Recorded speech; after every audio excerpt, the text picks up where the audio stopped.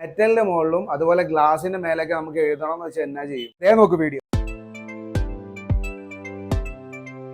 നമ്മളെ കയ്യിലും സാധനം എത്തിയിട്ടുണ്ട്. ഇതാണ് ആ മൊഡൽ. ഓൺ ചെയ്യേണ്ട ബട്ടൺ കുറച്ച് മേളിലോട്ടായിട്ട്.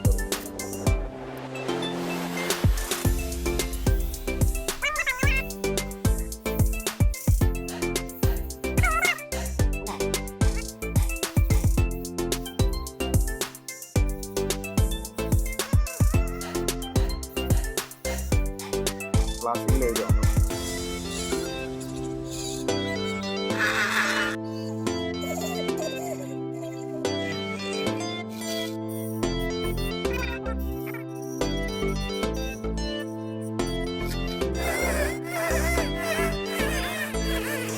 അടിപൊളിയാണ്. ഇത് നമുക്ക്